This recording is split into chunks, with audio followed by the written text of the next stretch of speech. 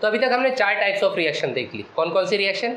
हमने combination reaction देखी। Combination reaction जिसमें 2 या उससे ज़्यादा रिएक्टेंट और सिंगल प्रोडक्ट बने, तो उसे कंबाइंड रिएक्शन कॉम्बिनेशन रिएक्शन कहा जाता है। उसके बाद हमने डीकम्पोजिशन देखी, जो कि जस्ट अपोजिट थी किसकी? कॉम्बिनेशन की, जिसमें एक सिंगल रिएक्टेंट मिलकर मल्टीपल प्रोडक्ट्स बना रहा था, वो रिएक्शन देखी। उसके बाद हमने डिस्प्लेसमेंट रिएक्शन देखी कि एक मेटल दूसरे मेटल को डिस्प्लेस कर रहा है उसके कंपाउंड से, तो ऐसी रिएक्शन को डिस्प्लेसमेंट रिएक्शन कहा जाता है। और फिर लास्ट हमने देखी डबल डिस्प्लेसमेंट रिएक्शन। उसमें हमने एक और टाइप देखा था प्रेसिपिटेशन रिएक्शन, जिसमें प्रेसिपिटेट का फॉर्मेशन हो रहा हो तो उसको हम प्रेसिपिटेशन रिएक्शन भी बोलते हैं। तो अगर वो वीडियोस नहीं देखा हो तो उसको जाके देखिए, पीछे जाके देखिए, आपको क्लियर हो जाएगा। अभी का जो हमारा टॉपिक है वो टॉपिक है ऑक्सीडेशन एंड रिडक्शन रिएक्शन। अब होता क्या है ये ऑक्सीडेशन और रिडक्शन रिएक्शन? ऑक्सीडेशन कुछ ऑक्सीजन से रिलेटेड है क्या? चलिए देख लेते हैं क्या बोलती है ऑक्सीडेशन रिएक्शन।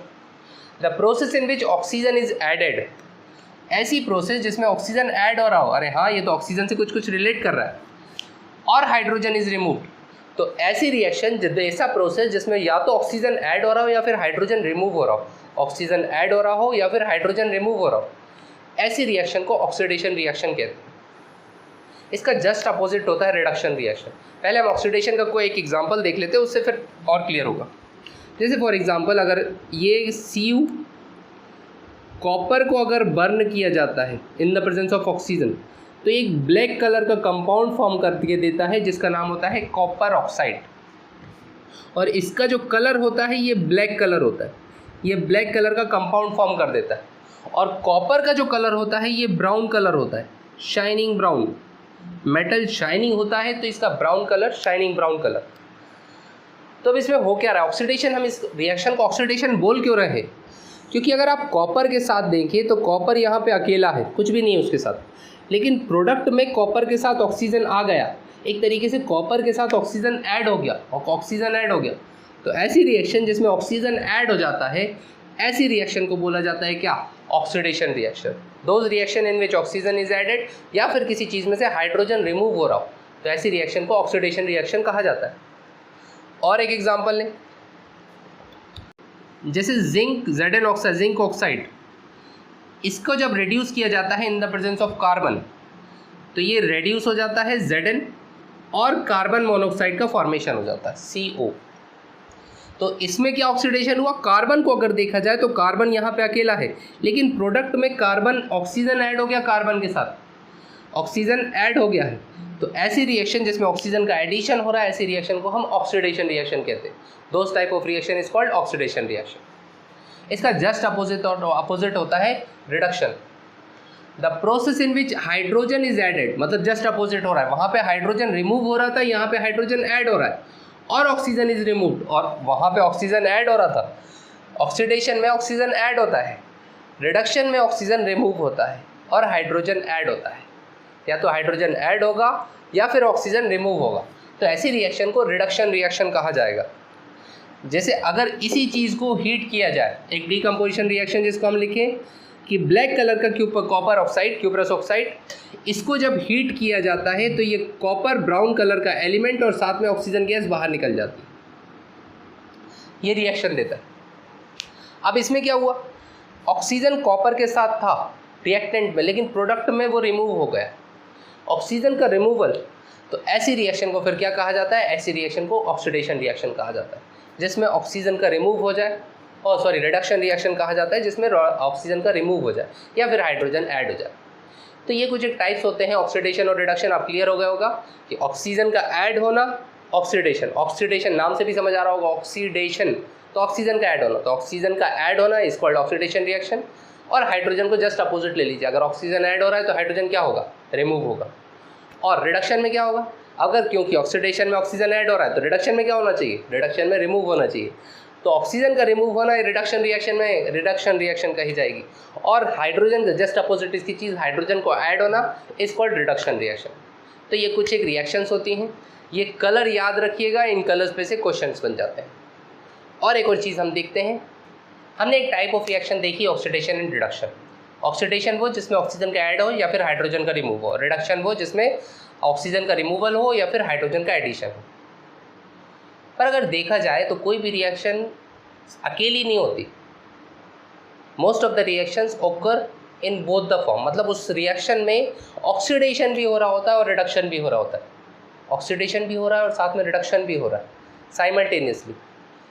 तो those reaction in which oxidation and reduction takes place simultaneously, ऐसी रिएक्शन जिसमें ऑक्सीडेशन और रिडक्शन साइमल्टेनियसली होता है उसको ऑक्सीडेशन रिडक्शन रिएक्शन कहा जाता है या फिर रेडॉक्स रिएक्शन कहा जाता है। Redox reaction, red for reduction, ox for oxidation, जिसमें रिडक्शन और ऑक्सीडेशन साथ में होता है, ऐसी रिएक्शन को रेडॉक्स रिएक्शन कहा जाता है। जैसे कि एग्जांपल पे अगर हम देखना चाहें तो अभी जो हमने एग्जांपल दिया था कि zinc oxide plus carbon gives zinc plus carbon monoxide, तो ये हाँ हमने देखा बिल्कुल कि कार्बन यहाँ पर अकेला था, एंड में जाके कार्बन में क्या हो गया, ऑक्सीजन ऐड हो गया, तो इसका ऑक्सीडेशन हो गया, कार्बन का ऑक्सीडेशन हो गया, ऑक्सीडेशन रिएक्शन है। लेकिन पूरी तरह क्या खाली सिर्फ ऑक्सीडेशन रिएक्शन है? एक चीज़ और देखिए, जिंक के साथ ऑक्सीजन था, रिएक्टेंट में जिंक के साथ ऑक्सीजन था, लेकिन प्रोडक्ट में क्या हुआ, जिंक के साथ ऑक्सीजन चला गया, जो ऑक्सीजन था उसके साथ में जो उसका जीवन साथी था वो उसे छोड़ के चला गया, ब्रेकअप हो गया बेचारे का ऑक्सीजन के साथ, तो जिंक के साथ ऑक्सीजन चला गया।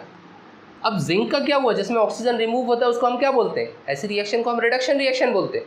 तो मतलब इसमें ऑक्सीडेशन भी हो रहा है और रिडक्शन भी हो रहा है, ऑक्सीडेशन कार्बन का हो रहा है, रिडक्शन जिंक का हो रहा है, जिंक ऑक्साइड रिड्यूस हो गया। तो ऐसी रिएक्शन जिसमें ऑक्सीडेशन और रिडक्शन दोनों चीज़ें होती हों, ऐसी रिएक्शन को क्या बोला जाता है, रेडॉक्स रिएक्शन। ये एक रेडॉक्स रिएक्शन है। इसमें हो क्या क्या रहा है, कार्बन का ऑक्सीडेशन हो रहा है, हम रिएक्टेंट वाली चीज़ों का ही बोलते हैं कि इसका ऑक्सीडेशन हुआ कि रिडक्शन हो, और जिंक ऑक्साइड का रिडक्शन हो रहा है। इनका नामकरण अगर करना चाहें तो एक और चीज़ हो जाती है, कार्बन यहाँ पे ऑक्सीडाइज हो रहा है, क्या बोलते हैं, ऑक्सीडाइज होना। जिसका ऑक्सीडेशन होता है उसको ये भी बोला जा सकता है कि ऑक्सीडाइज हो रहा है, वो चीज़ क्या हो रही है, ऑक्सीडाइज हो रही है। और जिंक ऑक्साइड यहाँ पे रेड्यूस हो रहा है, ऑक्सीडाइज हो रहा है और ये जिंक ऑक्साइड यहाँ पे रेड्यूस हो रहा है। कार्बन ऑक्सीडाइज हो रहा है और जिंक ऑक्साइड रेड्यूस हो रहा है, ऑक्सीडाइज भी बोलते हैं और रेड्यूस भी बोलते हैं। और एक चीज़ देखिए, और एक टर्म बहुत इंपॉर्टेंट सा, कार्बन क्योंकि ऑक्सीडाइज हुआ, कार्बन को ऑक्सीजन मिल गई, फाइनल प्रोडक्ट में जाके कार्बन को ऑक्सीजन मिल गई, ध्यान से सुनिएगा, कार्बन ऑक्सीडाइज हुआ क्योंकि कार्बन को ऑक्सीजन मिल गई, कार्बन के पास ऑक्सीजन ऐड हो गई। लेकिन ऑक्सीजन आई कहाँ से, जिंक ऑक्साइड जो कि खुद क्या हुआ, खुद रेड्यूस हुआ, जिंक ऑक्साइड जो कि खुद रेड्यूस हुआ। ऑक्सीजन दी किसने, जिंक ऑक्साइड ने, जिंक ऑक्साइड ने कार्बन को ऑक्सीजन दी और वो खुद क्या हो गया, रेड्यूस हो गया, उसने ऑक्सीजन सप्लाई करी। तो जो ऑक्सीजन को सप्लाई करता है, जो ऑक्सीजन को देता है, ऐसी चीज़ को बोला जाता है ऑक्सीडाइजिंग एजेंट। क्या बोलते हैं, ऑक्सीडाइजिंग एजेंट।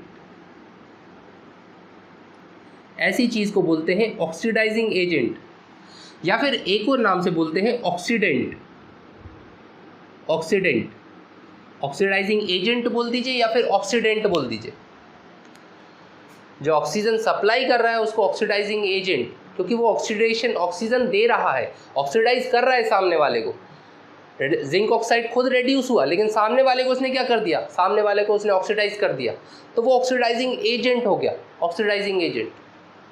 और दूसरा पहलू देखिए, जिंक के पास ऑक्सीजन थी, जिंक की ऑक्सीजन छीनी किसने, जिंक से ऑक्सीजन निकाली किसने, कार्बन ने। कार्बन ने जिंक ऑक्साइड को रेड्यूस कर दिया, समझ गए होंगे, कार्बन ने जिंक ऑक्साइड को रेड्यूस कर दिया। तो कार्बन क्या हो गया, कार्बन रेड्यूसिंग एजेंट हो गया। कार्बन क्या हो गया, कार्बन एक रेड्यूसिंग एजेंट हो गया। कार्बन रेड्यूसिंग एजेंट हो गया, क्यों, क्योंकि कार्बन ने ऑक्सीजन को निकाल लिया जिंक ऑक्साइड में से, तो कार्बन रेड्यूसिंग एजेंट हो गया और जिंक ऑक्साइड ऑक्सीडाइजिंग एजेंट हो गया। और तो अब इसको एक और दूसरा पहलू देखिए,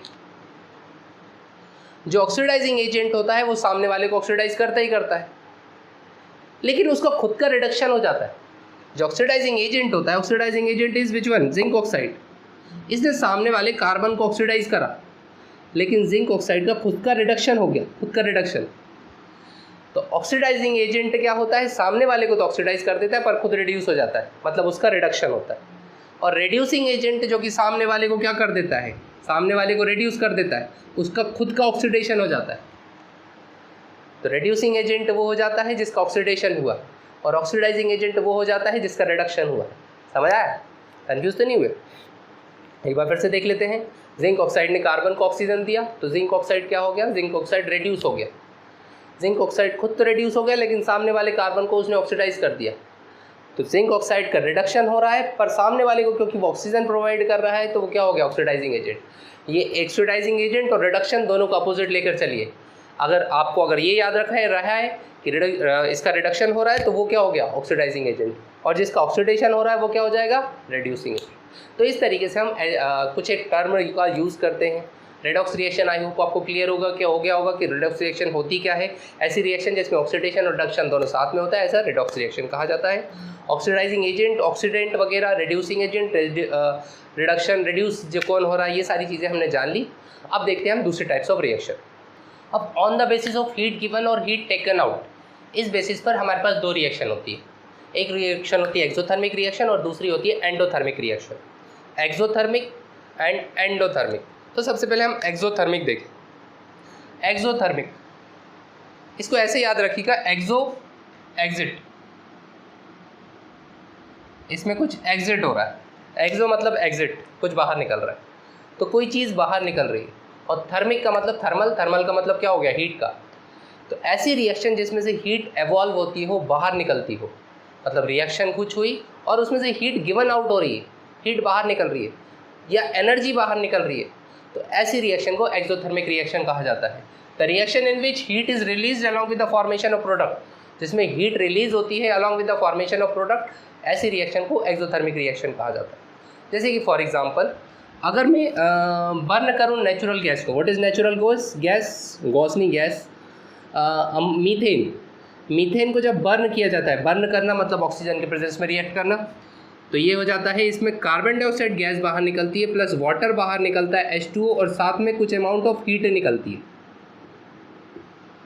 या एनर्जी बाहर निकलती है।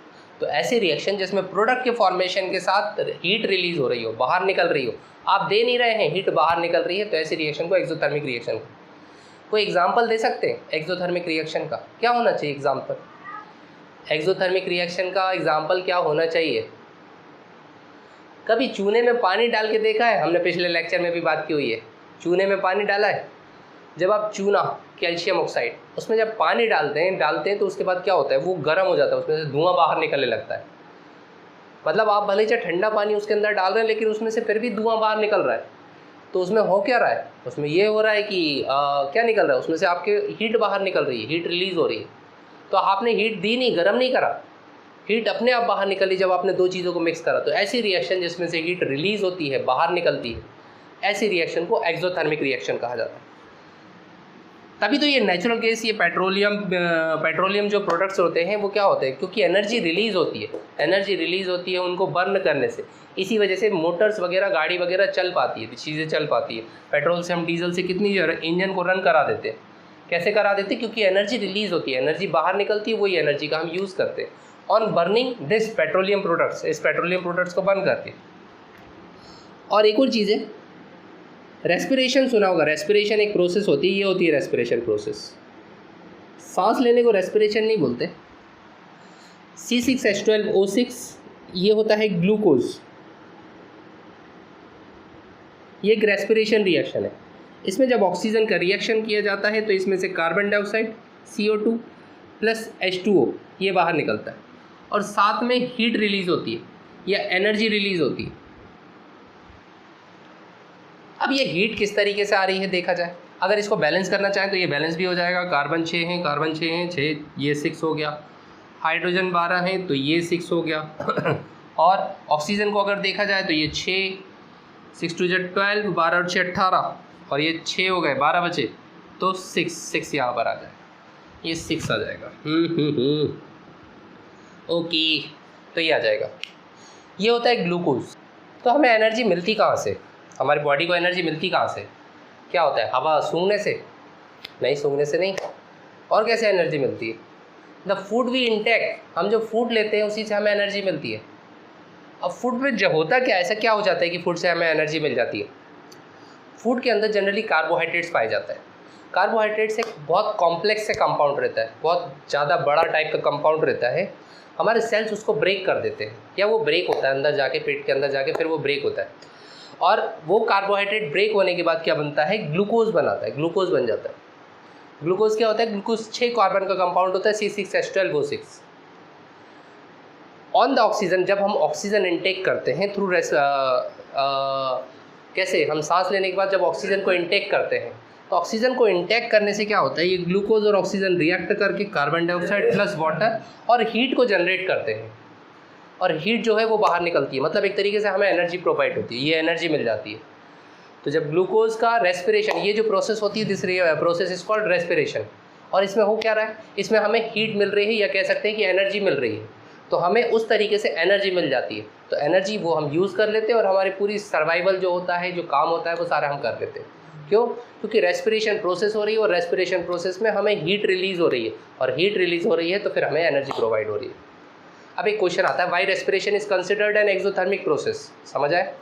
वाई रेस्पिरेशन को क्यों कंसिडर किया जाता है एक्सोथर्मिक प्रोसेस, कि एक एक्सोथर्मिक प्रोसेस है।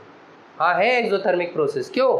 क्योंकि हीट रिलीज हो रही है ना, ये रेस्पिरेशन प्रोसेस है, ये रेस्पिरेशन करा हमने, this reaction is called respiration reaction. और इसमें क्या हो रहा है, हीट रिलीज हो रही है। तो ऐसी रिएक्शन जिसमें हीट रिलीज होती है, ऐसी रिएक्शन को एक्सोथर्मिक रिएक्शन कहा जाता है। और क्योंकि रेस्पिरेशन में भी हीट रिलीज हो रही है, that's why respiration is considered as exothermic reaction. इसलिए रेस्पिरेशन को कैसे रिएक्शन बोला जाता है, एक्सोथर्मिक रिएक्शन बोला जाता है, क्योंकि उसमें हीट रिलीज होती है। तो ये कुछ एक टाइप था एक्सोथर्मिक रिएक्शन का। नेक्स्ट हम देखते हैं एंडोथर्मिक रिएक्शन। एक्सोथर्मिक का जस्ट अपोजिट एंडोथर्मिक रिएक्शन। और समझ ही गए होंगे, एक्सोथर्मिक में कुछ एग्जिट हो रहा था। एग्जिट हो रहा था मतलब बाहर निकल रही थी। क्या चीज़ बाहर निकल रही थी? हीट बाहर निकल रही थी, एनर्जी बाहर निकल रही थी। तो एंडोथर्मिक में क्या होना चाहिए? एंडोथर्मिक उस टाइप की रिएक्शन होगी जिसमें हीट जो है वो एब्जॉर्ब होगी। हीट एब्जॉर्ब होगी मतलब हीट दी जाएगी। तो आपके किचन में जितने भी प्रोसेस होते हैं वो एक्सोथर्मिक तो होते ही नहीं है, सब एंडोथर्मिक होते हैं। गैस पे आपको रख के चाय बनानी पड़ती है, गैस पे आपके रख के सब्जी बनानी पड़ती है, कुछ भी बनाना पड़ता है, तो वो सब गैस पे रख के बनाना पड़ता है। तो मतलब आप क्या दे रहे हो? आप हीट दे रहे हो, आप उसको दे रहे हो। सारी चीज़ें डाली चाय बनाने के लिए, चाय पत्ती, शक्कर, दूध, ये सारी चीज़ें डाल दी, और फिर उसको हीट दी जाती है। हीट दी जाती है, हीट गिवन करी जाती है, और फिर वो प्रोडक्ट बन के आता है। तो ऐसी रिएक्शन जिसमें हीट गिवन करे, दी जाए, ऐसी रिएक्शन को हम एंडोथर्मिक रिएक्शन बोलते हैं। Endothermic reaction, the reaction which occur by absorption of heat, जो होती है एब्जॉर्ब, हीट को एब्जॉर्ब करने के बाद, हीट को लेने के बाद, तो ऐसी रिएक्शन को एंडोथर्मिक रिएक्शन कहा जाता है। जैसे कि फॉर एग्जाम्पल के तौर पे, जैसे कि फेरस सल्फेट FeSO4, ये रिएक्शन हम देख चुके हैं। फेरस सल्फेट को जब हीट किया जाता है तो ये बनाता है ferric oxide Fe2O3, sulphur dioxide gas बाहर निकलती है, और SO3, ये दोनों गैसेस क्या हो जाती हैं, बाहर निकल जाती हैं। इसमें आपको हीट देनी पड़ रही है। और ये कौन सी रिएक्शन है? ये डीकम्पोजिशन रिएक्शन भी तो है। डीकम्पोजिशन रिएक्शन में आपको कुछ ना कुछ एनर्जी देनी पड़ती है। हमने देखा था, हमने 3 टाइप्स ऑफ एनर्जी दी थी डीकम्पोजिशन में, तो इसमें आपको हीट देनी पड़ी। तो जिसमें हीट देनी पड़ती है, ऐसी रिएक्शन को क्या बोला जाता है? Endothermic reaction. और एक और रिएक्शन, ग्लूकोज वाली रिएक्शन, वो रेस्पिरेशन रिएक्शन को जस्ट उल्टा कर दो, carbon dioxide plus H2O in the presence of sunlight. और एक और चीज़, सनलाइट के साथ क्या? क्लोरोफिल की प्रेजेंस में, इन the presence of chlorophyll, PHYL, in the presence of chlorophyll क्या बनाता है? ये ग्लूकोज का फॉर्मेशन करता है, C6H12O6, और साथ में ऑक्सीजन बाहर निकल जाती है। मतलब जस्ट अपोजिट ऑफ कौन सी रिएक्शन? Respiration reaction. ये रिएक्शन कही जाती है फोटोसिंथेसिस रिएक्शन। ये आप बायो वाले सेक्शन में पढ़ोगे। This reaction is photosynthesis reaction. Photosynthesis में क्या होता है? प्लांट्स जो हैं, जो उनके ग्रीन लीव्स होते हैं, वो कार्बन डाइऑक्साइड वाटर को इंटेक करते हैं, और in the presence of sunlight glucose का फॉर्मेशन होता है। तो photosynthesis reaction is considered as endothermic reaction. तो समझ आया? फोटोसिंथेसिस रिएक्शन एंडोथर्मिक होती है, और उसके जस्ट अपोजिट कौन सी? रेस्पिरेशन रिएक्शन एक्सोथर्मिक रिएक्शन होती है। एक्सोथर्मिक रिएक्शन, उसमें हमें हीट मिलती है। तो ऐसी रिएक्शन जिसमें हीट दी जाती है, चाय बनाने के लिए हीट दे रहे हैं, सारा काम करने के लिए हीट दे रहे हैं, तो ऐसी रिएक्शन को क्या बोला जाता है? Endothermic reaction. तो it is a type of endothermic reaction. चलिए आगे कुछ और टाइप्स ऑफ रिएक्शन देखते हैं। नेक्स्ट हम ऑक्सीडेशन के कुछ इफेक्ट्स देखते हैं। दो इफेक्ट्स देखेंगे, एक कोरोजन जो अभी हम देख रहे हैं, और नेक्स्ट फिर रेंसिडिटी, दूसरा रेंसिडिटी। अब होता क्या है कोरोजन, होता क्या, व्हाट इज कोरोजन?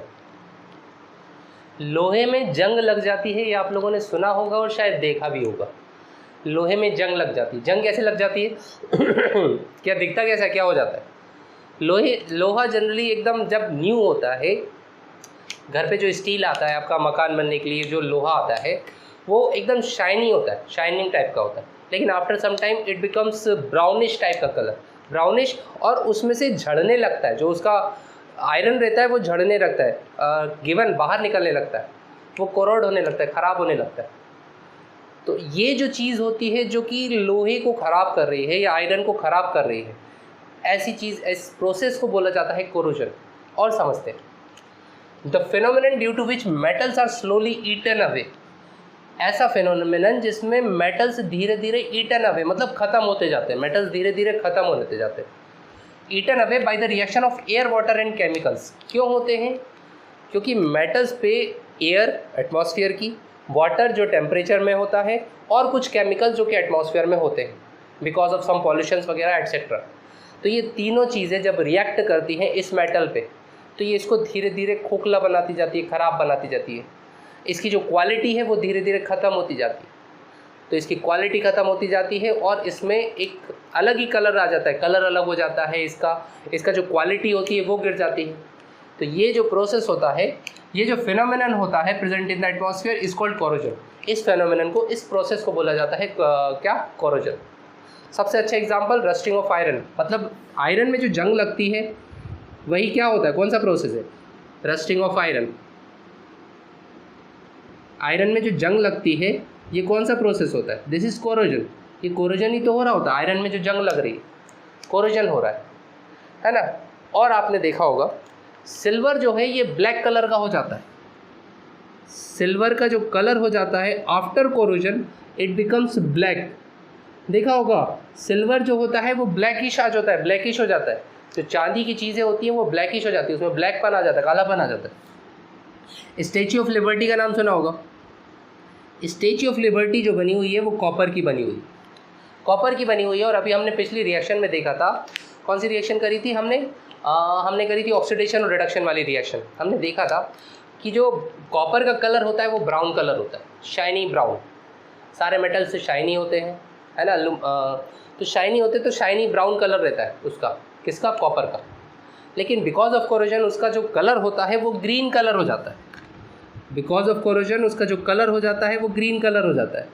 और अभी आप अगर उसकी स्टैच्यू ऑफ लिबर्टी की फ़ोटोज़ निकालेंगे तो वो कैसा कलर हो गया? ग्रीन कलर हो गया। अब वो ग्रीन अच्छी लगती है वैसे तो पर वो ग्रीन कलर हो चुका है, अब वो ग्रीन से ही फेमस है। तो ग्रीन क्या हुआ? Because of corrosion. तो वो चीज़ कोरोड हो गई है, कोरोड हो गई है, कोरोजन हो गया उसमें। तो ये जो चीज़ होती है, ये जो प्रोसेस होती है जिसमें मेटल्स स्लोली ईटन अवे, ख़राब होते जाते हैं, ऐसी चीज़ को क्या बोला जाता है? कोरोजन बोला जाता है। This process is called corrosion. अब इफेक्ट्स, अगर नुकसान की अगर बात की जाए तो होता क्या है? कुछ एक नुकसान की अगर बात की जाए, जैसे damage of car bodies, car की बॉडीज़ ख़राब होने लगती हैं, व्हीकल्स की बॉडीज़ ख़राब होने लगती हैं, ब्रिजेस जो बनते हैं वो कोरोजन की वजह से ख़राब होते जाते हैं, है ना। और भी कई सारी चीज़ें हैं, रेलवेज़ वगैरह, बहुत सारी चीज़ें हैं, वो सब चीज़ें क्या होती जाती, ख़राब होती जाती। और इसके अलावा अगर आप देखो तो वेस्टेज ऑफ मनी, पैसा जा रहा है, ये सारी चीज़ें जा रही हैं, तो ये क्या हो रहा है? ये बिकॉज ऑफ कोरोजन सब खत्म होता जाता है। मतलब फ़ायदेमंद तो बिल्कुल नहीं है, नुकसान करता है। ये क्यों हो रहा है? Because of oxidation. ये जो मटेरियल होता है आयरन का, इसका ऑक्सीडेशन होने लगता है। एटमॉस्फेयर में एयर मौजूद है, ये सारी चीज़ें मौजूद है, तो ऑक्सीडेशन होने लगता है। तो ऑक्सीडेशन और बाकी दूसरी चीज़ें भी इसके साथ रिएक्ट करती हैं, तो वो मेटल्स को ईट अवे करने लगती हैं, खाने लगती हैं, ख़त्म करने लगती है। तो ऐसी रिएक्शन को क्या बोला जाता है? कोरोजन रिएक्शन, जो मेटल्स को ख़त्म करती जाती है। क्या कोरोजन हमेशा ही नुकसानदायक होता है? हमेशा कोरोजन नुकसानदायक नहीं होता है। एल्यूमिनियम जो होता है, एल्यूमिनियम के साथ क्या होता है? एल्यूमिनियम का कोरोजन जब हो जाता है तो उस पर एक शाइनी टाइप की कवर बन जाता है, सिल्वर टाइप का, silver colour, shiny silver colour आ जाता है, सिल्वर कोटिंग आ जाती है उस पर। अब उस सिल्वर कोटिंग के आने की वजह से जो एल्यूमिनियम हो जाता है वो अनरिएक्टिव हो जाता है, with atmospheric gases and so on. Aluminium unreactive हो जाता है, अनरिएक्टिव हो जाता है, तो यहाँ पर एल्यूमिनियम के साथ एल्यूमिनियम पे कोरोजन होना एडवांटेजेस हो जाता है। एडवांटेजेस इस तरीके से क्योंकि उस पर कोटिंग आ जाती है और कोटिंग आने के कारण फिर वो अनरिएक्टिव हो जाता है। एक एल्यूमिनियम और एटमॉस्फेयर का कांटेक्ट खत्म हो जाता है बिकॉज ऑफ दिस कोटिंग के कारण, तो इसलिए एल्यूमिनियम में फ़ायदेमंद है। अब कोरोजन को हटाया कैसे जाए, कैसे हटाते हैं? जनरली अगर मेरे पास हमारे घर में आयरन की कुछ चीज़ होती है तो हम हटाते कैसे? कोरोजन को किस तरीके से पकाया जाता है? जंग नहीं लगने देते, हम क्या करते? हम उसे पेंट करते। पेंट करना, तार्निश करना, एक्चुअल में करना क्या रहता है, आपके पास जो मेटल है, मेटल का और एयर का कांटेक्ट आप ख़त्म कर दीजिए, डायरेक्ट कांटेक्ट ख़त्म कर दीजिए। तो हम मेटल को क्या करते हैं, मेटल को पेंट कर देते हैं। अब पेंट करने से होता क्या है कि मेटल और एटमॉस्फेयर दोनों का जो कांटेक्ट होता है, कांटेक्ट ख़त्म हो जाता है। अब पेंट बीच में आ जाता है मेटल और एटमॉस्फेयर के, तो by painting you can remove the corrosion. Corrosion की प्रोसेस को आप ख़त्म कर सकते हो बिकॉज डायरेक्ट कांटेक्ट आप ख़त्म कर रहे हो। ग्रीसिंग करके, ये कुछ एक चीज़ें होती है जिसको करके आप क्या कर सकते हो, कोरोजन को ख़त्म कर सकते हो। तो ये था कोरोजन। इसका लास्ट टॉपिक देख लेते हैं, रेंसिडिटी, और फिर हम कुछ एक क्वेश्चंस करेंगे थोड़े से और फिर समाप्त करेंगे, इसको ख़त्म करेंगे। तो चलिए देखते हैं रेंसिडिटी। हमारा आज का लास्ट टॉपिक रेंसिडिटी। अब क्या होता है रेंसिडिटी? अब क्योंकि टॉपिक में आ रहा है तो ऑक्सीडेशन का ही कोई प्रोसेस होगा, देख लेते हैं कि होता क्या है। It is the process of slow oxidation of oil and fat. ये एक ऐसा प्रोसेस होता है जिसमें स्लो ऑक्सीडेशन होता है ऑयल और फैट का। ऑयल और फैट का ऑक्सीडेशन होता है present in the food material resulting in the change of smell and taste in them. जो आपके फूड मटेरियल में ऑयल और फैट प्रेजेंट रहता है, इसका स्लो ऑक्सीडेशन होता है, और स्लो ऑक्सीडेशन होने के कारण क्या होता है, इसका टेस्ट और स्मेल दोनों चेंज हो जाती है। किसका? फूड का। फूड आइटम की टेस्ट और स्मेल चेंज हो जाता है। अब क्या समझ आया? जो खाना रहता है घर में, खास करके गर्मियों के टाइम में आप लोगों ने देखा होगा कि गर्मियों के टाइम में होता क्या है, गर्मियों के टाइम में जो हमारा फूड मटेरियल होता है, अगर उसको हम बाहर छोड़ दें, फ्रिज में नहीं रखें, अगर हमने बाहर छोड़ दिया तो वो अगले दिन नेक्स्ट डे उसमें से बदबू आने लगती है, और गलती से अगर हमने खा के देख लिया तो फिर बहुत बुरी सी टेस्ट हो जाता है, उसका टेस्ट बहुत बेकार हो जाता है, टेस्ट भी ख़राब हो गया और दूसरा स्मेल भी आने लगी उसमें से। तो ये क्यों हो रहा है? क्योंकि फूड जो रखा था उसका ऑक्सीडेशन हो गया। फूड के अंदर जो ऑयल प्रेजेंट था, जो फैट प्रेजेंट था, उसका ऑक्सीडेशन हो गया, और बिकॉज ऑफ ऑक्सीडेशन की वजह से हुआ क्या, उसका टेस्ट चेंज हो गया, उसका स्मेल चेंज हो गई। तो जब भी आपके घर पे अगर खाना ख़राब हो जाए तो आप समझ जाएंगे क्या कि खाना ख़राब हुआ है, मतलब उसमें ऑक्सीडेशन हो गया है, उसका टेस्ट चेंज हो गया, उसका स्मेल आने लगी है। क्यों हो रहा है? क्यों? बिकॉज ऑफ ऑक्सीडेशन, उसका ऑक्सीडेशन हो गया। अब ऑक्सीडेशन हो जाता है तो ऑक्सीडेशन से बचाने के लिए फिर किया क्या जाता है, कुछ प्रिवेंशन देख लेते हैं आप कैसे कर सकते हैं। क्या? Packing of food materials in air tight containers, मतलब जो कंटेनर्स हैं उसको एकदम एयर टाइट कर दीजिए, उसमें से एयर एंटर ना हो पाए फूड मटेरियल में, तो फिर क्या होगा, खाना कुछ समय तक बचा रहेगा। और उसके अलावा food items are flushed with nitrogen, ये एक अच्छी चीज़ है। क्वेश्चन भी दिया एनसीईआरटी में, why food items are flushed with nitrogen, nitrogen से फ्लश क्यों किया जाता है? जैसे जो चिप्स के पैकेट आते हैं, जैसे अंकल चिप्स हो गया, लेज़ हो गया वगैरह, जो भी चिप्स वगैरह आते हैं, तो ये चिप्स में क्या किया जाता है, चिप्स इतने दिन तक प्रोटेक्ट कैसे रहते हैं, वो ख़राब क्यों नहीं होते, चिप्स में से बदबू क्यों नहीं आती? ऐसा क्यों होता है कि वो बदबू नहीं आती, वो ख़राब नहीं होते? उनमें होता क्या है, जो पैकेट रहता है, पैकेट में पहले सारी गैसेस को बाहर निकाला जाता है, मतलब उसमें से वैक्यूम क्रिएट कर जाता है, और वैक्यूम क्रिएट करने के बाद उसमें नाइट्रोजन डाल दी जाती है। नाइट्रोजन ही क्यों डाल रहे हैं? क्योंकि नाइट्रोजन क्या करती है, जैसे कि मान लीजिए ये फूड आइटम है, तो नाइट्रोजन क्या करेगी, इसके आसपास जो भी ऑक्सीजन अगर मौजूद रहेगी तो ऑक्सीजन को इसको रिएक्ट नहीं करने देगी। नाइट्रोजन ऑक्सीजन के लिए अनरिएक्टिव सा एनवायरनमेंट बना देती है, मतलब उसके मौजूदगी में जब नाइट्रोजन होती है तो ऑक्सीजन अनरिएक्टिव हो जाता है, ऑक्सीजन रिएक्ट नहीं कर पाता। ऑक्सीजन रिएक्ट नहीं कर पाता तो उस चीज़ का ऑक्सीडेशन नहीं हो पाता, और उस चीज़ का अगर ऑक्सीडेशन नहीं हो पाता तो वो ख़राब नहीं होता। समझा कि नाइट्रोजन क्या करती है, नाइट्रोजन ऑक्सीजन को रिएक्ट नहीं करने देती है, रिएक्ट नहीं करने देती है, ऑक्सीजन को अनरिएक्टिव टाइप का बना देती है, जिसके कारण ऑक्सीजन रिएक्ट नहीं कर पाता। ऑक्सीजन रिएक्ट नहीं कर पाता तो उसका फूड आइटम्स का ऑक्सीडेशन नहीं हो पाता, और फूड आइटम्स का अगर ऑक्सीडेशन नहीं हो पा रहा तो वो क्या हो गया, बच गया। तो नाइट्रोजन को फ्लश करके भी क्या किया जा सकता है, बचाया जाता है फूड आइटम्स को। और लास्ट चीज़ तो हमें पता है कि हम रेफ्रिजरेटर में रख देते, फ्रिज में रख देते।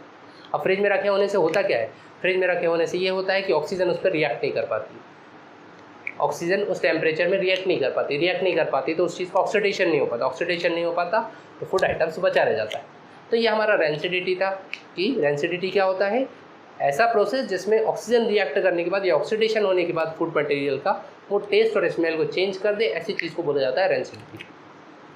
तो ये आज का हमारा लास्ट टॉपिक था। अभी हम कुछ एक एग्जांपल्स देख लेते हैं, तो एग्जांपल से और पूरा चैप्टर आपको क्लियर हो जाएगा, क्वेश्चन समझ आएंगे, क्वेश्चन को सॉल्व कैसे करेंगे, बस उसके बाद फिर हम एंड कर देंगे। चलिए कुछ एक एग्जांपल्स देख लेते हैं। एक एग्जांपल देख लेते हैं। क्वेश्चन है आपके पास, write the balanced chemical equation. एक तो बैलेंस्ड केमिकल इक्वेशन बनानी है उसकी, और write the type of it, और टाइप ऑफ इट किस टाइप का है वो भी बताना है, कौन सी टाइप की रिएक्शन है ये चारों पाँचों में से, या जितने भी रिएक्शन देखिए किस टाइप की रिएक्शन है वो देखते हैं। तो हम नीचे से स्टार्ट करते हैं। मैग्नीशियम तो सिंपली Mg होता है। हाइड्रोक्लोरिक एसिड क्या होता है, हाइड्रोक्लोरिक एसिड होता है HCl। पहले हम इक्वेशन के फॉर्म में, क्योंकि ये वर्ड इक्वेशन है, पहले हम इक्वेशन सिंबलिक फॉर्म में इसको बनाएंगे, फिर उसके बाद देखेंगे गिव्स मैग्नीशियम क्लोराइड। अब मैग्नीशियम क्लोराइड का अगर फॉर्मूला बनाया जाए तो मैग्नीशियम क्लोरीन, इसकी वैलेंसी 2 होती है, इसकी 1 होती है, 2 यहाँ पे गया 1 यहाँ पे गया, तो क्या हो जाएगा ये MgCl2। तो ये क्या बनेगा, this is MgCl2 magnesium chloride. और हाइड्रोजन अकेला होता है तो हाइड्रोजन गैस ही होती है H2, मेटल नहीं होता हाइड्रोजन। जितने भी नॉन मेटल्स होते हैं जनरली 2 के फॉर्म में, ये गैसेस फॉर्म में ही पाए जाएंगे, तो हाइड्रोजन गैस H2 होती है। जितनी भी गैसेस होती है सब डाईएटॉमिक होती हैं, ऑक्सीजन O2, नाइट्रोजन N2, जितनी भी गैसेस होंगी क्लोरीन Cl2, इस तरीके से। अब पहले हम बैलेंस करते हैं, फिर उसके बाद बताएंगे कि किस टाइप ऑफ रिएक्शन है। बैलेंस करें मैग्नीशियम 1, ठीक है। हाइड्रोजन को चेक करें, यहाँ पर हाइड्रोजन 1 है, यहाँ पे हाइड्रोजन 2 है, तो 2 को तो मैं 1 नहीं बना सकता, लेकिन 1 को 2 बना सकता हूँ, तो 2 यहाँ मल्टीप्लाई कर दिया, तो हाइड्रोजन कितने हो गए, हाइड्रोजन भी 2 हो गए। अब चेक करें बचा क्या, हाइड्रोजन बैलेंस है, मैग्नीशियम बैलेंस है। क्लोरीन चेक करें, यहाँ पर क्लोरीन कितने हैं 2 × 1 2, और यहाँ पे क्लोरीन कितने हैं 2, तो ये बैलेंस हो गई। अब टाइप ऑफ रिएक्शन की अगर बात की जाए तो एक एलिमेंट दूसरे को डिस्प्लेस कर रहा है। मैग्नीशियम ने हाइड्रोजन को डिस्प्लेस कर दिया, मैग्नीशियम ने ही हाइड्रोजन को करा। मैग्नीशियम तो अकेला था, हाइड्रोजन ने मैग्नीशियम को नहीं करा, बस मैग्नीशियम ने ही हाइड्रोजन करा, तो इसलिए ये कौन सी रिएक्शन हो गई, ये रिएक्शन हो गई डिस्प्लेसमेंट रिएक्शन। कौन सी रिएक्शन हो गई, दिस इज डिस्प्लेसमेंट रिएक्शन। तो ये डिस्प्लेसमेंट रिएक्शन का एग्जाम्पल हो गया। और इसके ऊपर वाला करें, जिंक कार्बोनेट बनाते हैं। What is zinc carbonate, zinc carbonate क्या होगा, कार्बोनेट जो होता है वो होता है CO3। जिंक कार्बोनेट बना है तो जिंक का Zn यहीं पे बना लेते हैं, Zn कार्बोनेट होता है CO3। जिंक की भी वैलेंसी 2 होती है, कार्बोनेट की भी वैलेंसी 2 होती है, तो ये 2 इधर, ये 2 इधर, ये दोनों ही नंबर सेम हो तो फॉर्मूला सिंपली बन जाता है ZnCO3, जिंक कार्बोनेट ZnCO3। तो आपके पास जिंक कार्बोनेट जो होगा वो क्या हो जाएगा, ZnCO3, zinc carbonate gives zinc oxide बनाना चाहे तो फिर से वही Zn ऑक्सीजन, दोनों की वैलेंसी 2 2 होती है, तो सिंपली ZnO आ जाएगा, जिंक ऑक्साइड। और कार्बन डाइऑक्साइड तो आपको पता ही होगा, दिस इज CO2। बैलेंसिंग देखें, जिंक 1 है, जिंक 1 है, कार्बन 1 है, कार्बन 1 है, ऑक्सीजन 3 है, तो 2 और 1 3, ये भी ऑक्सीजन भी बैलेंस है, तो ये रिएक्शन कैसी हुई, बैलेंस ही हो गई। और कौन सी टाइप ऑफ रिएक्शन है, सिंगल रिएक्टेंट मल्टीपल प्रोडक्ट, मतलब ये डीकम्पोजिशन रिएक्शन है। कौन सी रिएक्शन है, दिस इज डीकम्पोजिशन रिएक्शन, ये डीकम्पोजिशन रिएक्शन हो जाएगी। और एग्जांपल देखें, ऊपर वाला देखें क्या है आपके पास, ऊपर वाला potassium bromide, potassium is K, bromide is Br, दोनों की वैलेंसी 1 होती है, तो KBr ही फॉर्मूला बनेगा, 1 1, तो KBr ही फॉर्मूला बनेगा। प्लस बेरियम आयोडाइड, बेरियम होता है Ba, आयोडीन I, बेरियम की वैलेंसी होती है 2, आयोडीन की होती है 1, तो ये 2 इधर, ये 1 इधर, मतलब ये हो जाएगा BaI2, तो KBr plus BaI2 gives potassium iodide, और साथ में ये बेरियम ब्रोमाइड भी था, काट दिया मिटा दिया, प्लस बेरियम ब्रोमाइड होगा पक्का यही होगा, बेरियम ब्रोमाइड होगा। तो पोटेशियम आयोडाइड बनाए, पोटेशियम के, आयोडीन का आई, इसकी 1 तो KI बनेगा simply KI, plus barium bromide, Ba, bromide Br, इसकी वैलेंसी 2, इसकी 1 तो ये 2 इधर, ये 1 इधर, मतलब ये हो जाएगा BaBr2, ये हो जाएगा BaBr2। ओके, तो ये इस तरीके से हो गया। अब हम देखें कि बैलेंस हो रहा है कि नहीं हो रहा। पोटेशियम 1, ब्रोमीन यहाँ पर 1, यहाँ पर ब्रोमीन 2 है, तो ब्रोमीन को बैलेंस करने के लिए हम यहाँ पे क्या लगाएंगे, 2 लगाएंगे। अब 2 लगाने से हुआ क्या कि पोटेशियम इनबैलेंस हो गया, पोटेशियम यहाँ पर 2 है, यहाँ पर 1 है, तो ये 2। बेरियम ब्रोमीन भी हो गया। अब बेरियम को चेक करें, बेरियम यहाँ पे 1, यहाँ पे 1, ठीक है। आयोडीन यहाँ पे 2 और यहाँ पर भी 2, बिल्कुल ये हो गया बैलेंस पूरी तरीके से। और ये रिएक्शन क्या हुई, पोटेशियम बेरियम को डिस्प्लेस कर रहा है और बेरियम पोटेशियम को डिस्प्लेस कर रहा है, मतलब ये कौन सी रिएक्शन हो गई, ये हो गई आपके पास डबल डिस्प्लेसमेंट रिएक्शन, ये हो गई डबल डिस्प्लेसमेंट रिएक्शन। कुछ और एग्जांपल्स देख लेते हैं। एग्जांपल्स देखिए कुछ एक, तो इसमें दिया हुआ है आपको identify the oxidising agent in the following reaction. Oxidising agent क्या होता है, ऑक्सीडाइजिंग एजेंट खुद तो रिड्यूस होता है, जिसका खुद का रिडक्शन होता है पर वो सामने वाले को ऑक्सीडाइज कर देता है, जिसका खुद का रिडक्शन होता है पर वो सामने वाले को ऑक्सीजन प्रोवाइड कर देता है, तो ऐसी चीज़ को ऑक्सीडाइजिंग एजेंट बोला जाता है। तो पहली रिएक्शन में देखिए, Pb3O4 लेड के साथ ऑक्सीजन है, यहाँ पे लेड के साथ ऑक्सीजन नहीं है, लेड ने अपनी ऑक्सीजन प्रोवाइड कर दी। हाइड्रोजन के साथ ऑक्सीजन नहीं थी, लेकिन हाइड्रोजन के साथ फाइनल में ऑक्सीजन आ गई, तो हाइड्रोजन का तो ऑक्सीडेशन हुआ, लेड का यहाँ पे Pb3O4 का रिडक्शन हुआ, तो इसने ऑक्सीजन प्रोवाइड करी है दूसरे को और इसका खुद का रिडक्शन हुआ, मतलब ऑक्सीडाइजिंग एजेंट कौन हो जाएगा, Pb3O4, यही ऑक्सीडाइजिंग एजेंट हो जाएगा इस केस में। दूसरे केस में देखिए, कॉपर सल्फेट जब जिंक के साथ रिएक्ट करेगा तो जिंक कॉपर को डिस्प्लेस कर देगा, ये डिस्प्लेसमेंट रिएक्शन है, समझ आ रहा होगा। तो अब हुआ क्या, कॉपर के साथ ऑक्सीजन था लेकिन कॉपर ने ऑक्सीजन प्रोवाइड कर दी किसको, जिंक को, तो ये वाला जो कॉपर सल्फेट था ये रिड्यूस हो गया, लेकिन इसने सामने वाले को जिंक ऑक्सीडाइज कर दिया, तो इस केस में जो रिड्यूसिंग एजेंट है वो कौन होगा, ये कॉपर सल्फेट, ये वाला। This copper sulphate is oxidising agent, sorry this is oxidising agent, ये ऑक्सीडाइजिंग एजेंट होता है। लास्ट क्वेश्चन देखिए, aluminium is reactive metal but is still use for packing food articles. हाँ, हम एल्यूमिनियम फॉइल यूज़ करते हैं फूड आर्टिकल्स को pack करने के लिए, फूड आइटम्स को पैक करने के लिए। तो ऐसा क्यों है, एल्यूमिनियम तो एक रिएक्टिव मेटल होता है, मतलब वो फूड के साथ रिएक्ट कर सकता है, पर मैंने कोरोजन में आपको बताया था कि कोरोजन में होता क्या है, एल्यूमिनियम के लिए, बाकी सारी चीज़ों के लिए तो कोरोजन नुकसानदायक है, नुकसान करता है, उसको डैमेज कर देता है, बॉडीज़ को ख़राब कर देता है, वेस्टेज ऑफ मनी, कई सारी चीज़ हो जाती है।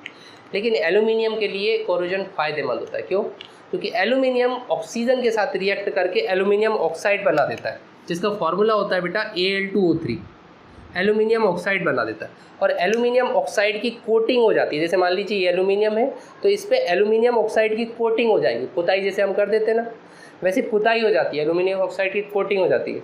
अब इस कोटिंग होने के कारण एल्यूमिनियम रिएक्टिव नहीं बचता, वो फिर पैसिव हो जाता है, वो रिएक्ट नहीं कर पाता, तो फिर क्या हो जाता है, अब आप फूड आइटम्स कर दीजिए, कुछ कर दीजिए, वो रिएक्ट ही नहीं कर पाएगा, क्योंकि उसके ऊपर कोटिंग हो गई है, वो डायरेक्ट कॉन्टैक्ट में ही ख़त्म हो गया। तो इसलिए एल्यूमिनियम को काय में यूज़ किया जाता है, फूड आइटम्स को पैक करने में यूज़ किया जाता है। तो इस तरीके से हमारा chapter number 1 chemical reaction and equations complete हुआ। अगर आपको वीडियोस पसंद आए हों तो इस वीडियोस को लाइक करना और चैनल को सब्सक्राइब करना ना भूलिएगा। Thank you.